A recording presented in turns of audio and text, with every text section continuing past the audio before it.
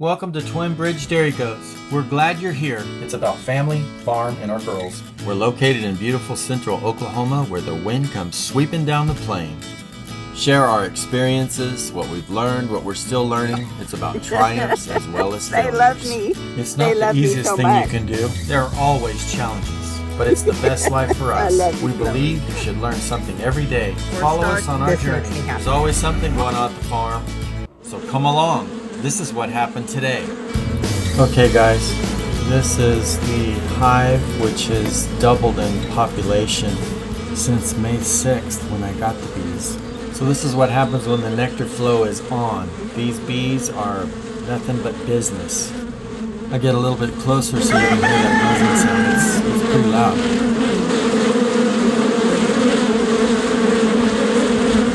loud. So this is for the new beekeeper. Though the bees are pretty docile, you don't want to stand anywhere near that entrance because the guard bees, they will chase you down. Ask me how I know. So this video is not a how to make a beehive, it's how I built my beehive and the reasons why I built it the way I did.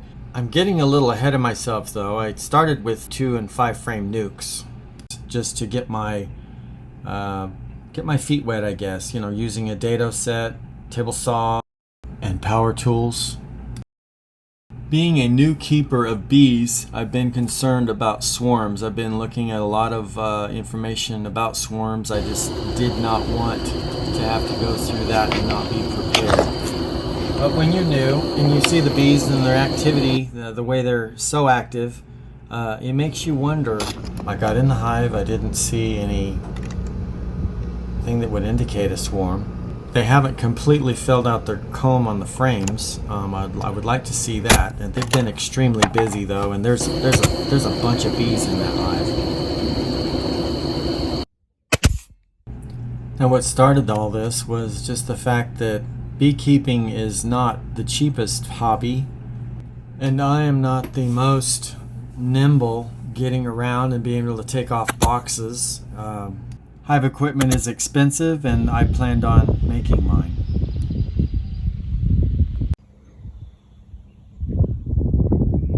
The type of hive that I have right now, which is the flow hive, is a Langstroth hive. There is War-A, there is a horizontal, there's a top bar, a lay-ins. There's all these different designs and features. So you look at different designs and top entrance versus bottom entrance. You talk to different beekeepers and they all have a different opinion. Which is best? Really what I've found with beekeepers though is if you ask a question you're going to get 10 different answers from 10 different beekeepers. And so, you know, well, what about just raising bees and collecting honey or producing honey? Well, yeah, you can do that. But what about queen rearing? Well, not in the same hive. You need another, you need another hive for that. Well, what's a queen castle? Well, yeah, well, a queen castle is good, but but I don't like it for this, and this reason. Well, what about grafting? Well, you'll need that, and you'll need a timing box, and you'll need this, and you'll need a cell starter. So, what's a guy to do?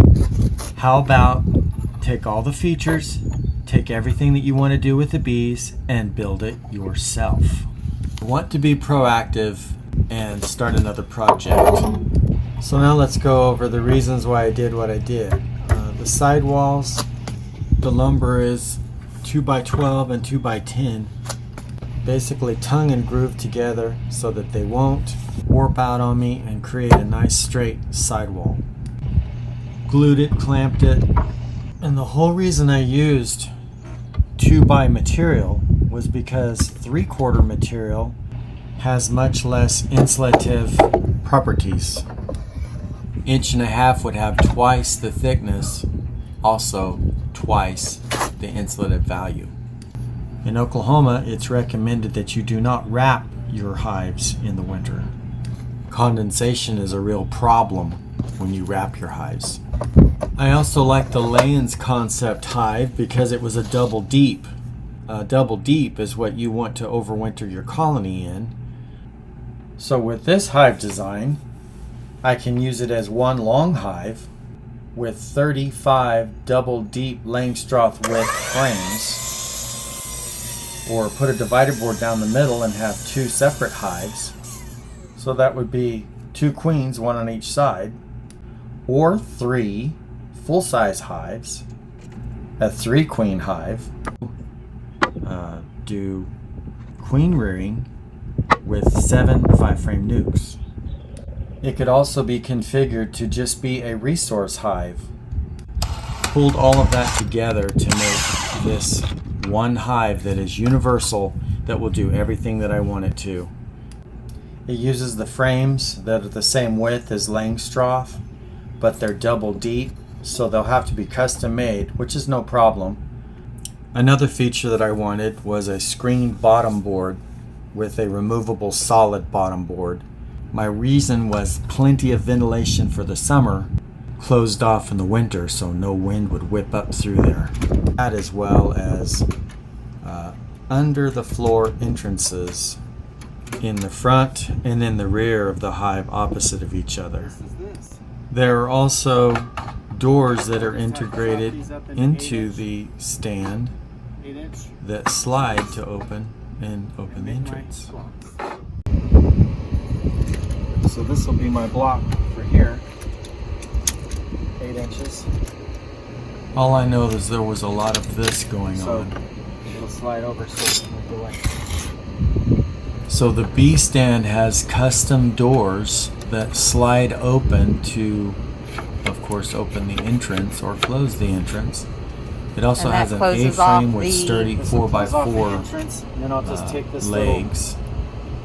And right here. It's low profile. This will be my button. So low to the ground, not to easily tip over. Plus this thing is heavy, guys. So it's in 3 pieces. The stand, the hive body, and the lid. I got something there. Good job.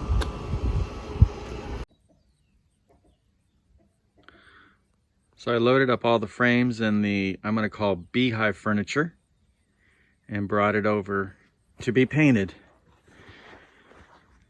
So I dragged it over on the rolling cart. Ready to paint and you know, do the finishing details.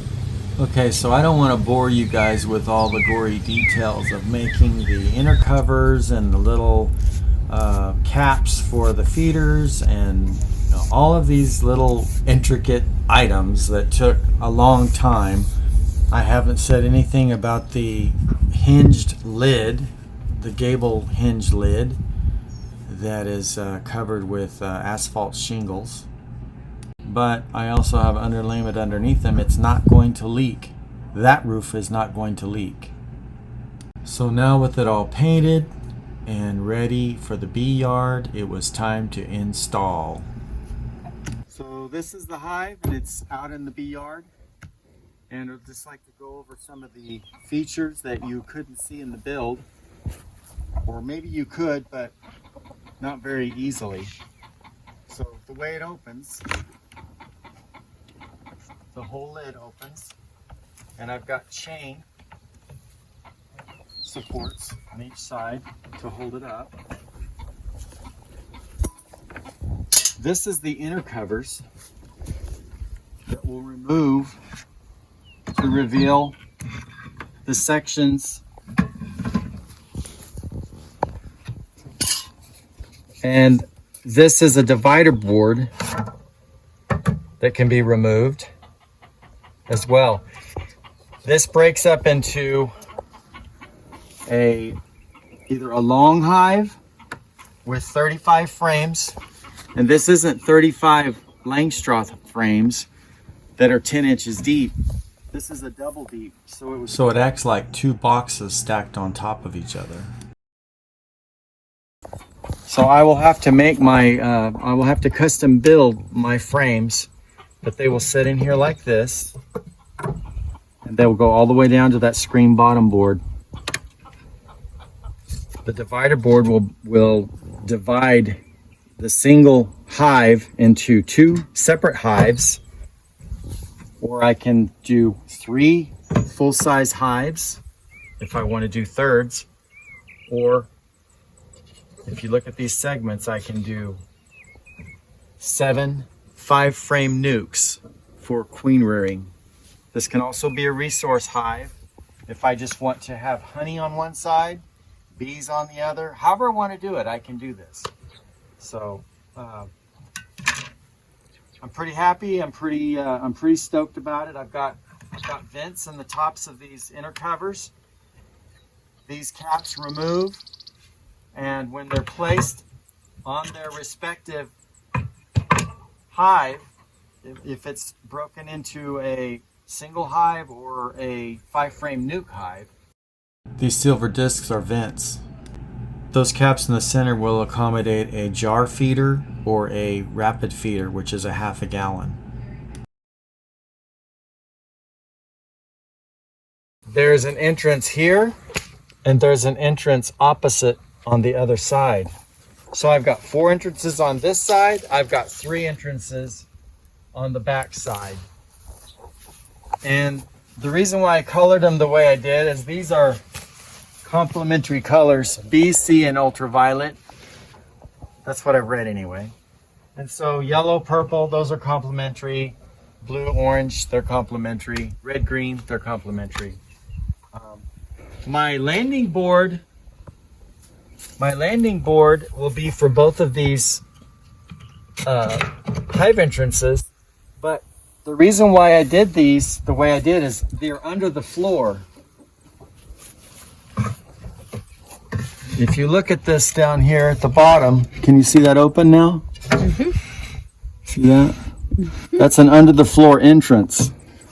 The reason why I did that is because hive beetles fly in a straight line. They don't hover. Whatever goes up into that entrance will have to hover. A bee, a wasp. If a wasp goes up in there and there's enough bees coming out, they'll attack that wasp. I've seen it. I've seen them take down a wasp down and kill it.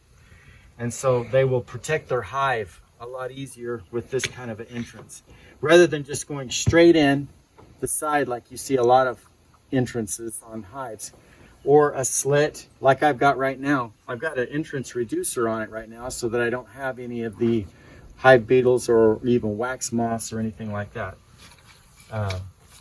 trying to penetrate the hive. But so those are the features, and that's the reason why I did what I did. It's low profile, it's low to the ground. It's stinking rock solid.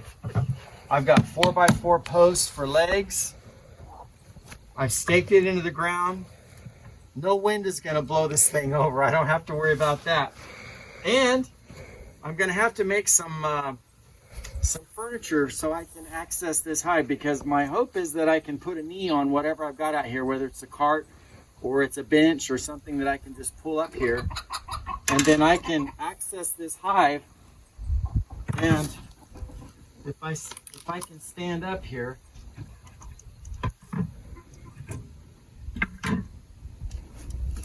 when I pull the frame out, it's going all the way down here, remember? When I pull the frame out, it'll be right here.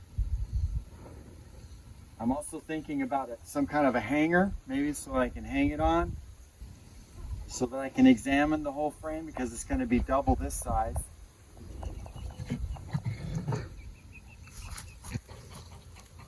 Again, new beekeeper, nobody to tell me not to do it, so I did it. Good job. Good job. I've got these angles here. I was thinking I would do something fun with those. Maybe they would hold a frame. So I'm going to be making some kind of a furniture piece here, whether it's a bench with arms for hanging or something. I haven't quite figured all of that yet. I also have to custom make my frames that will go in here, but it's pretty cool concept, I thought. To integrate all of these different. See, you would have to buy a separate long hive, and then you'd have to have a queen rearing hive. Now, if you're going to do queen rearing, you have to have a timing box, a cell starter, a finisher cell, finisher, and I feel like I can do all of that in this frame, that right? box. Just in this box right here.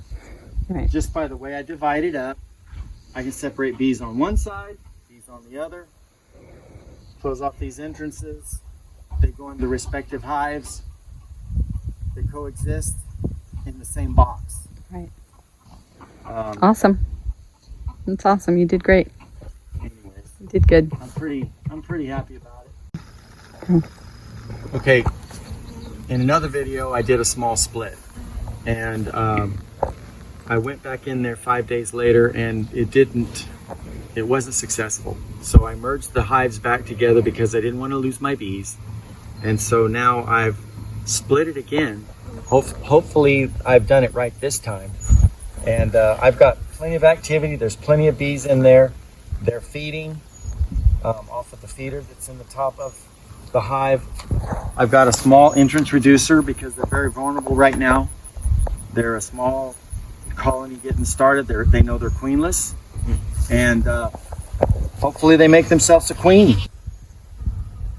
We'll see. This is an experiment. It's just an experiment. They do have a queen cell in there, or a queen cup queen cell. It's a queen cell, and they were all over it. The bees were all over it, and hopefully they'll draw that out, and we'll see if they can make themselves a queen. So if you guys like this is going to be part 1. The next phase will be after I get my frames custom built and installed, and then I'm going to put bees in here that are going to start drawing out the comb and making this hive their home. Good job. So like, share, comment, subscribe, hit that notification bell, and we'll see you on the next one.